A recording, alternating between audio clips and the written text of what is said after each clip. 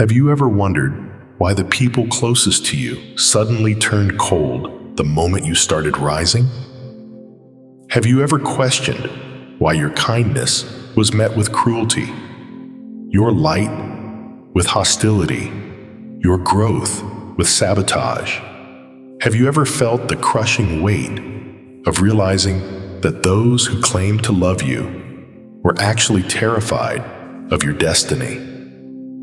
Because here's the truth: nobody wants to say out loud. Truth doesn't knock politely.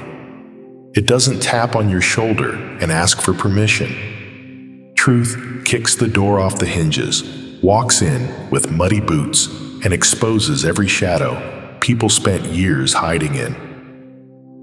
And Chosen won the truth about your life, about the battles you fought, about the people who betrayed you. It's not pretty, it's not comfortable, but it's real. And it's about to shatter every illusion you've been carrying. You didn't find this message by accident. You didn't scroll here by coincidence.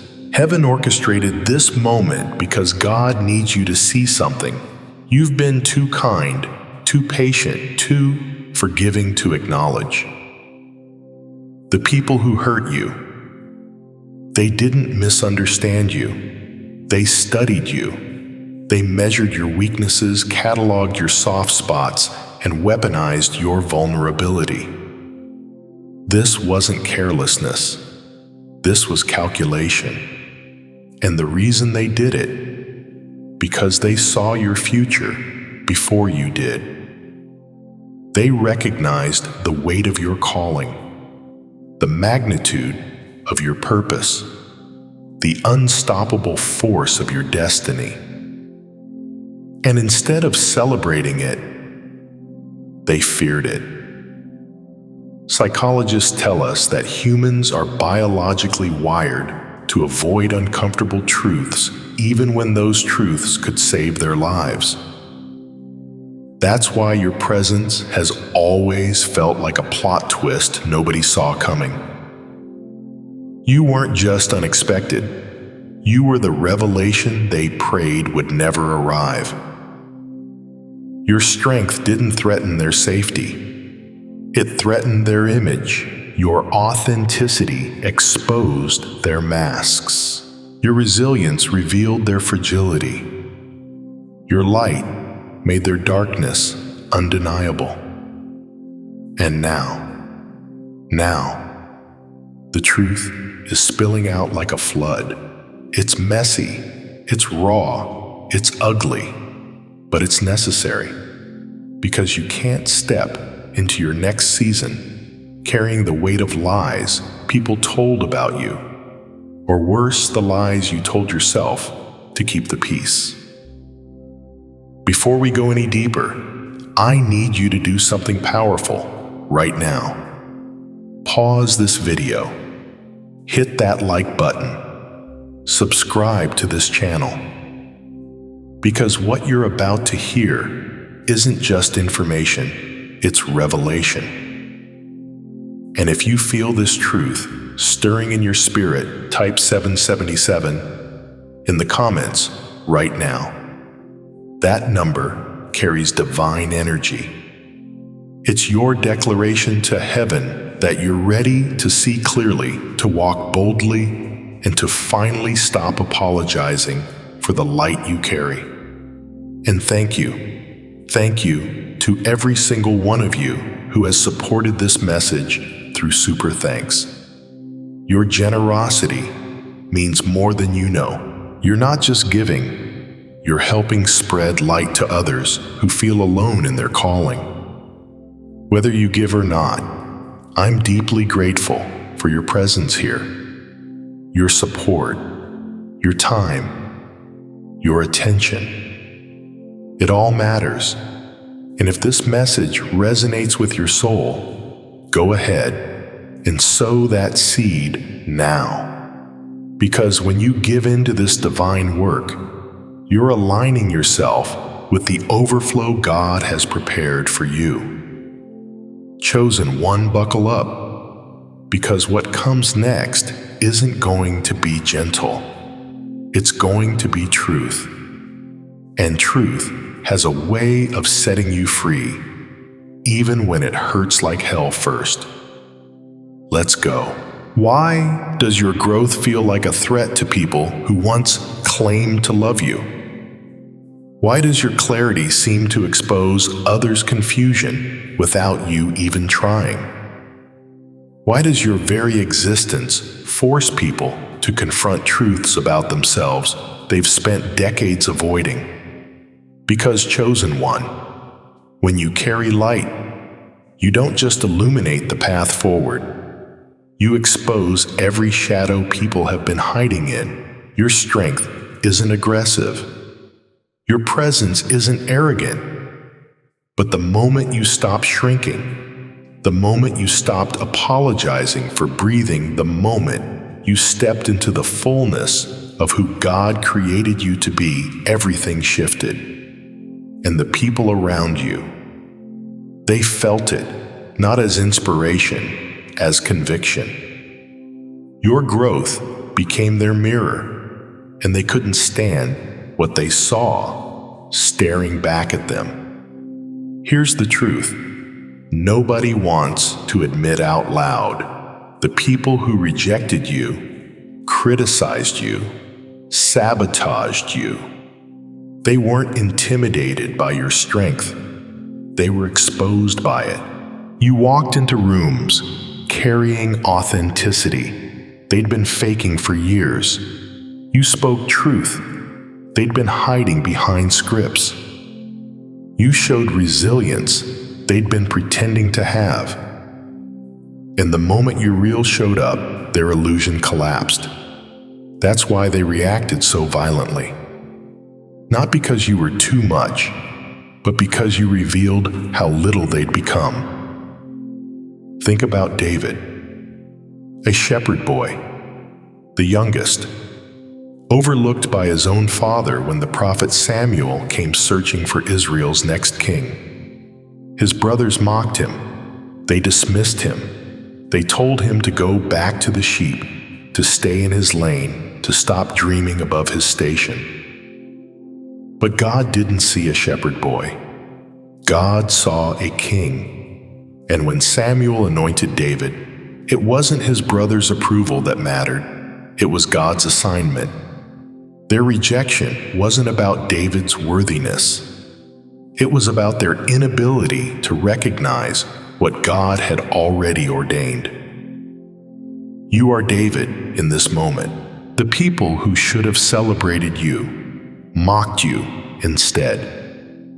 The ones who should have protected you exposed you. The ones who should have lifted you tried to bury you. But their rejection wasn't commentary on your value. It was confirmation of your calling. God doesn't anoint the qualified. He qualifies the anointed. And every door they tried to close, every rumor they tried to spread, every lie they tried to plant it, only positioned you closer to the throne God prepared before you were born. You didn't outgrow them, chosen one. They stopped growing long before you arrived. While you were evolving, maturing, healing, learning, they hit pause. They became comfortable in dysfunction because it didn't demand anything from them. They normalized mediocrity because it didn't challenge their ego. They stayed stuck in cycles you were never meant to remain in. And when you kept moving forward, when you kept choosing yourself, when you kept trusting God's voice over their criticism, it disrupted their comfort. Your elevation exposed how long they'd been standing still. The hardest part, you didn't even realize it was happening. You weren't trying to make them feel small. You were just trying to survive, to grow, to become. But people who stop developing emotionally, spiritually, mentally, they take personal offense. when someone close to them refuses stagnation. They called you arrogant when you set boundaries. They called you distant when you stopped explaining yourself. They called you changed when you simply stopped tolerating disrespect. Not because these things were true, but because they couldn't face the reality that they chose comfort while you chose transformation. Your growth was supposed to inspire them. Instead, it convicted them. It revealed how long they'd been making excuses, how deeply they'd settled, how far they'd drifted from their own potential. And rather than own their choices, they blamed you for moving forward. They painted your evolution as betrayal, when really it was simply you refusing to stay trapped in a season God had already released you from. Think about your own journey right now. Have you been growing, or have you been circling the same mountain for years? Have you been evolving, or have you been rehearsing the same patterns, hoping for different results? Because here's the raw truth. God is calling you forward, not backward. He's calling you higher, not lower. And every person who can't celebrate your growth is revealing. They were never meant to walk with you into your next season. The betrayal cuts deeper than the lies, doesn't it? It's not the deception that wounds you most. It's the realization that they were studying you. They watched how you loved.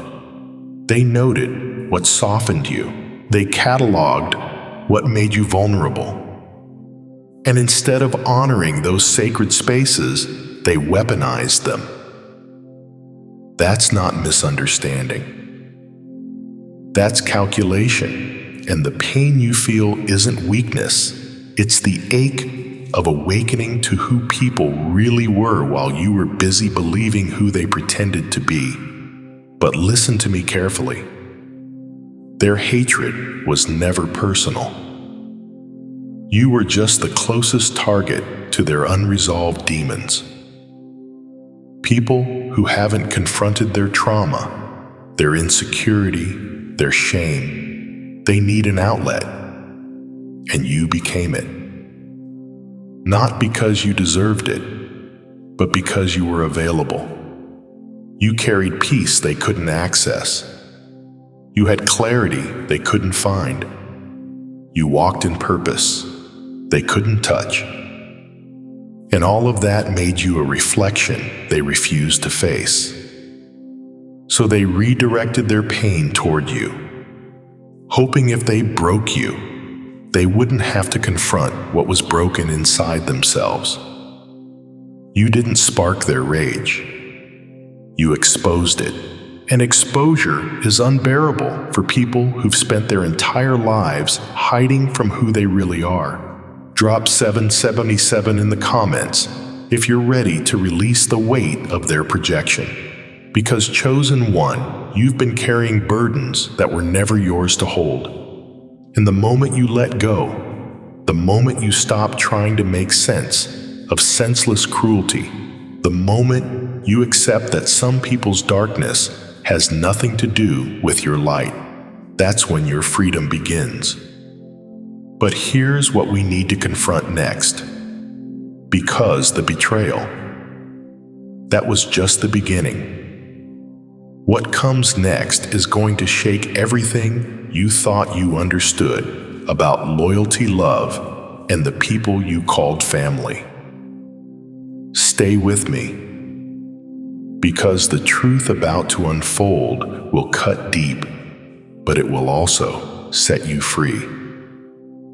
You want to know what terrified them more than your boundaries, your kindness. You want to know what exposed them faster than any confrontation ever could, your gentleness. You want to know what stripped away their power to manipulate control and gaslight you into submission. Your unwavering, unforced, authentic compassion. Because here's the uncomfortable truth. They'll never admit boundaries they could understand. Boundaries are logical. They're direct.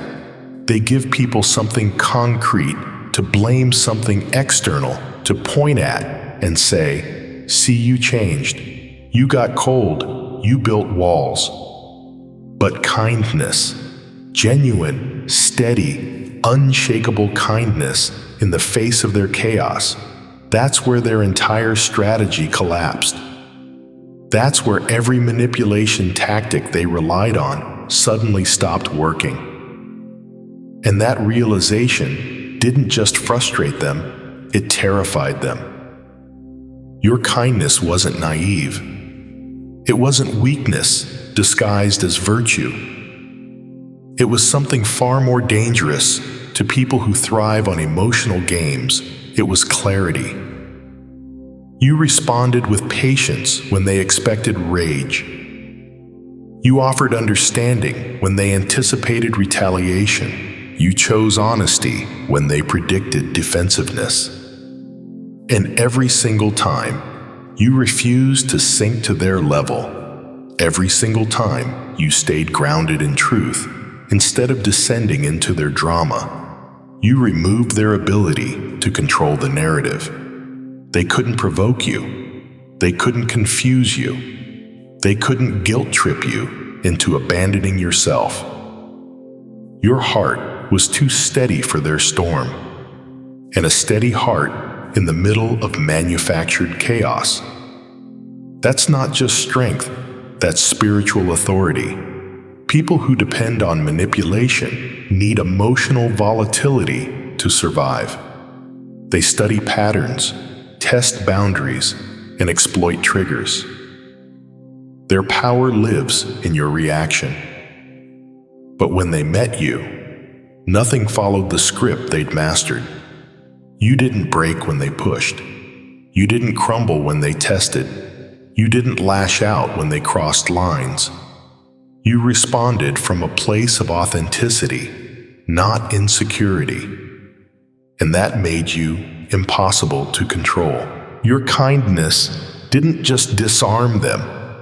It exposed the ugliness they'd been hiding behind noise and aggression. Think about Jesus. The religious leaders tried everything to trap him. They threw accusations. They twisted his words. They tested him publicly, hoping to expose weakness, inconsistency, contradiction. But every time they attacked Jesus, responded with truth wrapped in compassion. He didn't need to defend himself aggressively because his presence alone dismantled their arguments. When they brought the woman caught in adultery, expecting him to condemn her or contradict the law, he simply knelt and wrote in the dirt. And then he spoke words that shattered their self-righteousness. "Let him who is without sin cast the first stone." One by one, they walked away. Not because Jesus overpowered them with force, but because his kindness revealed their hypocrisy in a way violence never could. Your kindness works the same way, chosen one. It's not passive. It's not surrender. It's a mirror that reflects truth so clearly that lies can't survive in its presence. When you respond with grace instead of rage, you force people to confront their own intentions. When you choose understanding over bitterness, you expose the pettiness of their attacks. When you remain anchored in love while they spiral in hate, you reveal that their power was always an illusion. They weren't stronger than you. They were just louder. And the moment you stopped feeding their chaos with reactions, their entire empire of manipulation crumbled. The world taught you that kindness equals weakness. That compassion invites exploitation. That softness makes you a target. But God's economy doesn't work like that. In the kingdom, kindness is power. Meekness is strength. Love is the ultimate weapon. Proverbs 25:21-22 says, "If your enemy is hungry, give him food to eat. If he is thirsty, give him water to drink. In doing this, you will heap burning coals on his head, and the Lord will reward you." This isn't about revenge, it's about divine strategy. Your kindness doesn't excuse their behavior, it exposes it. It removes every excuse they had to justify their cruelty. And when judgment comes, they won't be able to say, "You provoked them, manipulated them, or gave them reason." Your kindness will be the testimony that condemns their choices. But here's what makes your kindness even more profound: it protected you. It kept your spirit intact when everything around you was designed to corrupt it. It kept your conscience clean when they were drowning in guilt. It kept you from becoming the very thing they accused you of being. You didn't win by matching their energy. You won by refusing to let their darkness change the light you carry. And now, as you look back at every moment, you chose grace over grudges, peace over pettiness, love over retaliation. You realize that kindness wasn't the mistake. Kindness was the strategy. It preserved your soul while exposing theirs.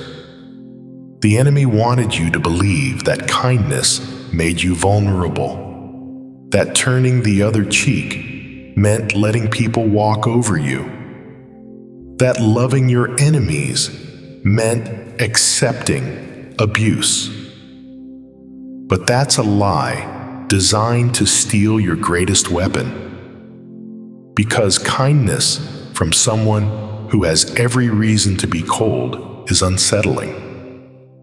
It forces people to look at their own behavior without distraction. Your softness revealed their hardness.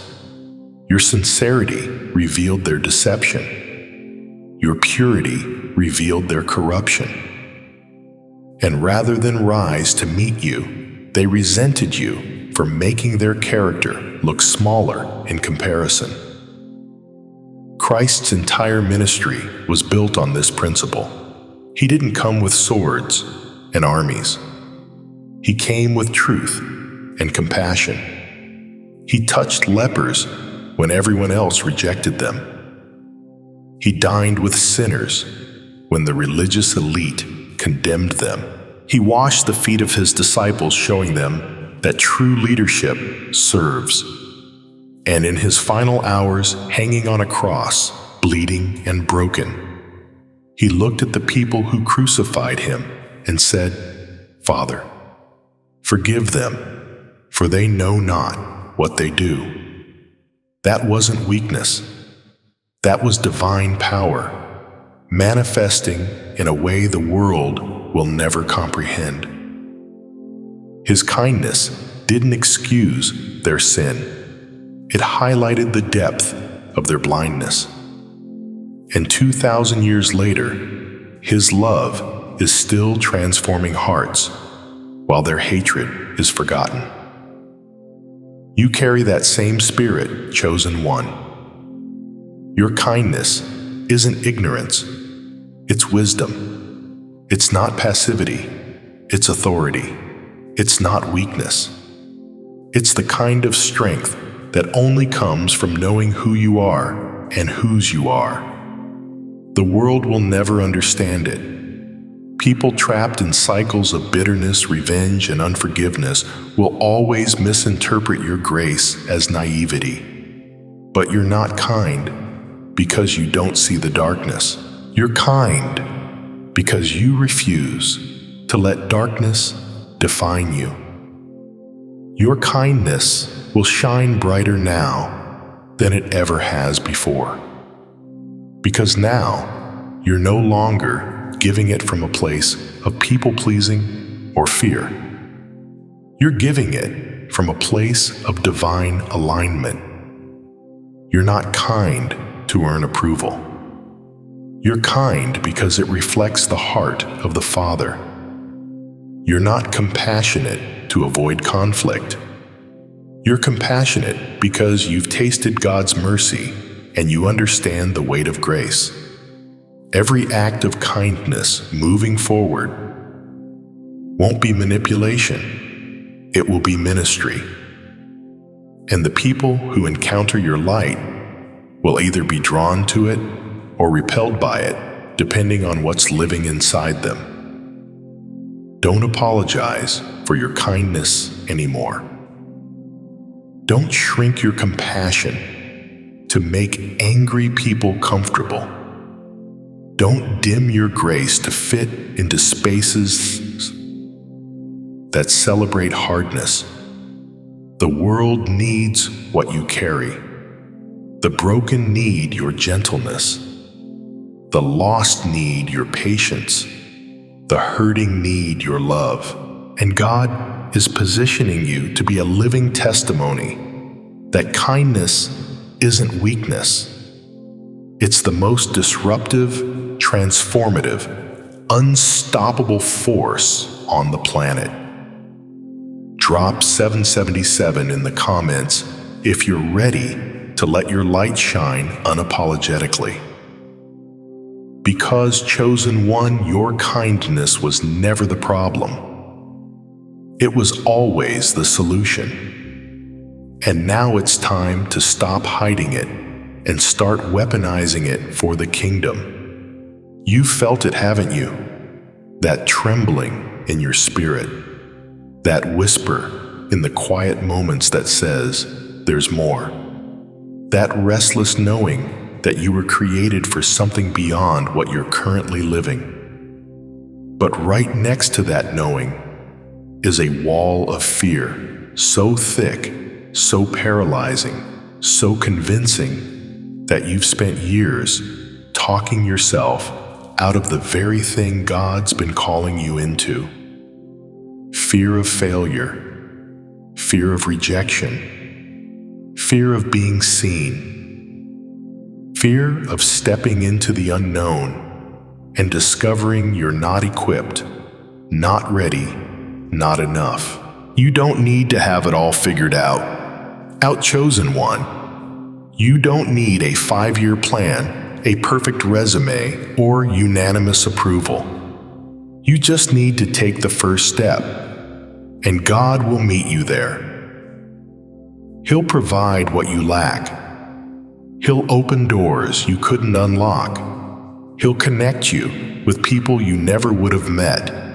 He'll give you words when you don't know what to say, and strength when you feel too weak to continue. But none of that happens while you're sitting on the sidelines, paralyzed by what-ifs and maybes. It happens when you move. The enemy wants you to believe that waiting until you're ready is wisdom. But that's a lie. You'll never feel ready. You'll never have all the answers. You'll never reach a point where stepping into your calling feels safe. Because faith, by definition, requires risk. Hebrews 11:1 says, "Faith is confidence in what we hope for and assurance about what we do not see." If you can see it all, plan it all, control it all, that's not faith. That's strategy. And God's not looking for strategists. He's looking for warriors who will trust Him in the dark, who will obey when it doesn't make sense, who will walk on water, even when the waves are raging. Your purpose is waiting. Your destiny is calling. The lives you're meant to touch, the chains you're meant to break, the light you're meant to carry. It's all on the other side of this decision. Will you let fear dictate your future, or will you let faith define it? Step into your purpose now, not tomorrow, not when it feels right, not when people affirm you. Now, type 777. in the comments to claim your divine moment. Because, chosen one, this is your time, and eternity is watching to see what you'll do with it.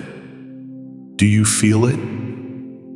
That trembling in your spirit, that restlessness in your soul that won't let you settle anymore, that divine disruption shaking every comfortable place you used to hide in. That's not anxiety, chosen one. That's not confusion. That's metamorphosis.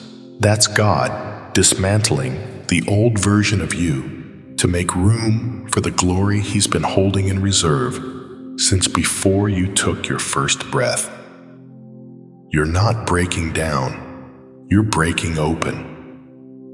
And everything you thought was falling apart is actually falling into place. Because transformation never arrives with a gentle knock. It crashes through like a holy earthquake, shattering every false foundation, exposing every counterfeit comfort, and demanding you let go of everything that's been keeping you small. And chosen one, whether you're ready or not, whether you're comfortable or not, whether you understand it or not, your season of transformation has already begun. Here's what nobody tells you about spiritual evolution. It doesn't feel like blessing at first. It feels like loss. You're losing people who used to feel like home. You're losing versions of yourself you thought you needed. You're losing comfort zones that once protected you, but now only imprison you. And in the middle of that stripping, in the center of that unraveling, you're standing there asking God, why does breakthrough feel like breaking? Why does elevation hurt like falling? Why does your blessing look so much like betrayal? And God, in His infinite wisdom, in His perfect timing, whispers back, because I'm not renovating you, beloved, I'm recreating you. Romans 12:2 doesn't suggest transformation. It commands it. Do not conform to the pattern of this world, but be transformed by the renewing of your mind. Then you will be able to test and approve what God's will is, His good, pleasing, and perfect will. That word transformed in the original Greek is metamorpho, the same word used to describe what happens when a caterpillar becomes a butterfly. It's not an upgrade. It's a complete reconstruction. The caterpillar doesn't just grow wings and keep crawling. It dissolves. It liquefies. Everything it knew about itself disappears in the darkness of the cocoon. And only then, only after total surrender to a process it can't control, does it emerge as something entirely new. That's you right now. You're in the cocoon. You're in the dark. You're in the dissolving. And every person who walked away, every door that closed, every plan that fell apart, every identity that crumbled, all of it was necessary. Not because God is cruel, but because you can't fly, carrying the weight of who you used to be. The old you, the version that tolerated disrespect to keep peace, the version that dimmed your light to make others comfortable, the version that apologized for existing, that version had to die. Not as punishment, as preparation, because the destiny God is calling you into can't be carried by someone still clinging to the caterpillar's limitations. Your mind is being renewed, chosen one, not slowly, not gently, but with the force of divine urgency. Because God isn't interested in surface-level adjustments. He's not here to give you better coping mechanisms for the same broken patterns. He's rewiring your entire perspective. He's rewriting your internal narrative. He's replacing every lie the enemy planted with truth, so powerful it dismantles decades of conditioning in a single moment of revelation. You're not just thinking differently, you're seeing differently. The people you once chased you now pray for from a distance. The approval you once craved, you now recognize as chains. The places you once begged to belong, you now see were never built to hold your glory in the wildest part. You didn't become arrogant. You became aligned. You're not walking in pride. You're walking in purpose. And people who are still stuck in their old cycles can't tell the difference. They see your boundaries and call it coldness. They see your discernment and call it judgment. They see your peace and call it indifference. But you know better now. You know that transformation looks like rejection to people still addicted to dysfunction. You know that elevation feels like abandonment to people who refused to rise with you.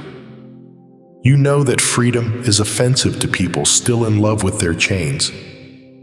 Your transformation isn't just spiritual. It's physical. It's emotional. It's relational. It's financial. It's generational. God is touching every area of your life that was built on lies, insecurity, and survival mode. Your body is healing from stress you carried like armor. Your mind is clearing from fog you thought was permanent. Your heart is opening in ways you thought were impossible after betrayal. Your vision is sharpening. And suddenly, you're seeing opportunities that were invisible when you were operating from fear. Your voice is strengthening, and words you once swallowed are now declarations that shift atmospheres. This is total transformation. This is complete metamorphosis. And you didn't sign up for it. God drafted you into it because He saw in you what you couldn't see in yourself. But let's be honest about something. Transformation is ugly before it's beautiful. Nobody posts pictures from the middle of the cocoon. Nobody celebrates the liquefying stage. Nobody sees the pain of shedding skin that no longer fits.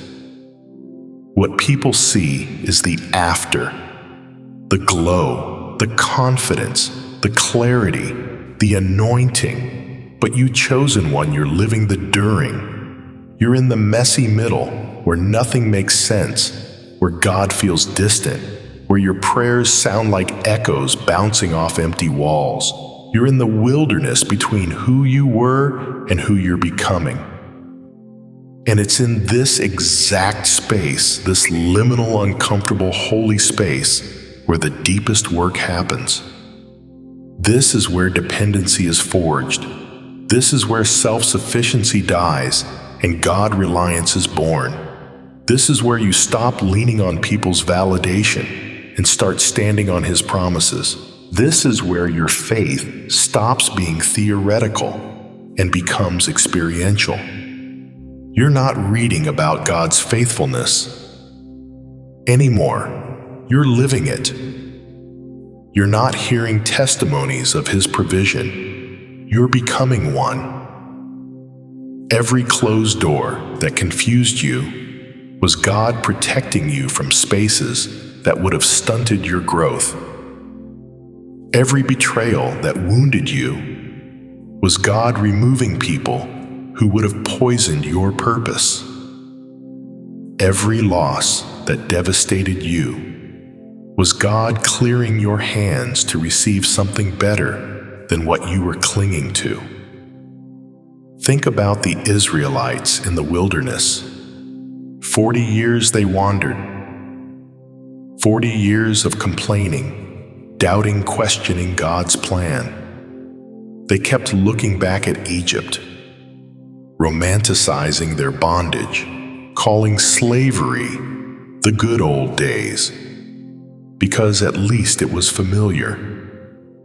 But God wasn't punishing them with the wilderness. He was preparing them. He was transforming slaves into warriors, victims into victors, captives into conquerors. The wilderness wasn't the penalty for their past. It was the classroom for their future. And every day they spent there, every test they faced, every lesson they learned was shaping them into a generation that could take the promised land, not just talk about it. You are in your wilderness, chosen one. You are in your transformation. And every day that feels like delay is actually development. God is building something in you that can't be shaken by opposition, can't be broken by betrayal, can't be dimmed by darkness. He's forging a version of you so rooted in His truth that when the enemy comes, and he will come, you won't flinch, you won't fold, you won't compromise. Because your identity won't be tied to people's opinions anymore. Your worth won't fluctuate with circumstances. Your peace won't depend on external validation. You will be unmovable. Not because you're stubborn, but because you're established. Your light is growing stronger every single day. Can you feel it? That fire in your belly that refuses to die, no matter how much water the enemy throws on it. That clarity in your spirit that cuts through confusion like a sword. That authority in your voice that makes demons tremble when you pray. That's not confidence. That's anointing. That's the result of transformation. That's what happens when God refines you in the fire and you come out shining like gold. You're not who you were 6 months ago. You're not who you were last year. You're not even who you were last week. Because transformation is daily. It's constant. It's relentless. And every moment you surrender to the process, you emerge more radiant, more powerful, more aligned with the destiny God wrote for you before the foundation of the world. But here's what you need to understand. This transformation isn't for you alone. Yes, you're being healed, elevated, and restored. But God is also preparing you to be a vessel. He's making you a lighthouse for people still lost at sea. He's turning your testimony into a weapon that breaks chains off others. He's using your story to give hope to people who thought theirs was over. Every tear you cried, every prayer you whispered, every night you survived, it's all being woven into a tapestry of redemption that will touch generations.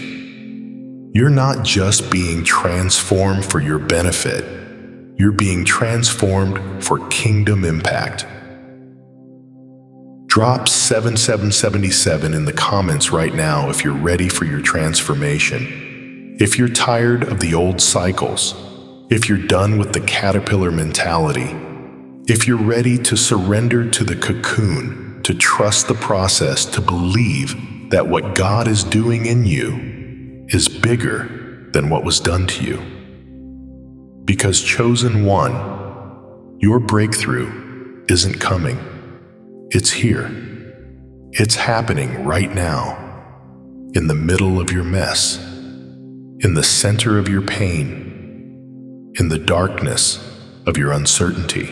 And when you finally emerge, When you finally spread those wings God has been forming in secret, the world won't recognize you, but heaven will. And that's the only applause that matters. Your transformation is the bridge to your destiny. And on the other side of this season, there's a version of you so powerful, so radiant, so aligned with divine purpose that everything the enemy stole will look like pocket change compared to what God is about to release.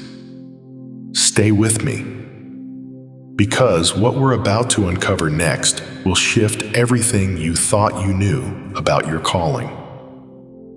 So, here we are, chosen one, at the end of this message, but at the beginning of your understanding. Everything you've walked through, every tear you've cried, every betrayal that cut you, every door that closed in your face, every person who walked away, every night you survived when giving up felt easier than breathing. None of it was random. None of it was wasted. None of it was punishment. It was all preparation. Every single moment was God positioning you, refining you, strengthening you for this exact moment where you would finally see the truth. You were chosen for such a time as this. Not by accident, not by luck, not because you were perfect or had it all figured out, but because God, in His infinite wisdom, in His sovereign authority, looked across all of time and space and said, "That one, that's the vessel I will use. That's the light I will shine in the darkness. That's the voice I will amplify when the world needs truth. That's my chosen one." And everything you've endured, everything you've overcome, everything you've survived, it was all forging you into the warrior, the leader, the world changer God always knew you would become. That's you right now. You're standing at the same crossroads Esther stood at. You can stay silent, stay small, stay comfortable in the version of yourself that doesn't threaten anyone or challenge anything. Or you can open your mouth, lift your head, and walk boldly into the calling God has been whispering to your spirit for years. You can keep second-guessing yourself, or you can finally accept that the restlessness you feel, the fire you carry, the vision you see, it's not delusion. It's divine assignment. And the world is waiting for you to stop apologizing for it and start activating it. This isn't just another video you stumbled across while scrolling. This is your divine appointment. This is God interrupting your day, your week, your life to remind you who you are and whose you are. This is heaven downloading revelation straight into your spirit, because your next level requires a new level of awareness, authority, and audacity. And if you've made it to this moment, if you've listened to every word, if you've felt every truth pierce through the lies you were carrying, that's not coincidence. That's confirmation. God is confirming your calling. He's activating your authority. He's releasing you into the fullness of everything He's been holding in reserve. The time to act is now, not tomorrow, not when you feel ready, not when circumstances line up perfectly. Now, because delay is the enemy's last strategy. He knows he can't stop you, so he's trying to slow you. He knows he can't kill your destiny, so he's trying to postpone it. But chosen one, your season of hesitation is over. Your season of second guessing is done. Your season of waiting for permission is finished. God is releasing you now. And every moment you spend doubting, every moment you spend overthinking, every moment you spend waiting for someone else to validate what God already ordained, that's a moment stolen from your purpose. If this message hit your spirit, if you felt God speaking directly to you through these words, I need you to do something right now. Hit that like button, drop a comment, and tell me what God revealed to you today. Share this message with someone who needs to hear it, someone who's struggling, someone who's doubting, someone who's on the edge of giving up. Because your obedience to share this could be the lifeline that saves someone's destiny. Subscribe to this channel so you don't miss what God is releasing next. And if you want to sow a seed into this ministry, if you want to support the work of spreading light to chosen ones around the world, click that super thanks button. Your generosity doesn't just support content, it supports the movement of God's truth, reaching the people who need it most. Chosen one, your story isn't over. It's just beginning. The best chapters are still unwritten. The greatest victories are still ahead. And the God who called you, the God who chose you, the God who has walked with you through every valley, he's about to show you what it looks like when heaven moves on your behalf. Now rise. Your kingdom awaits. God bless you.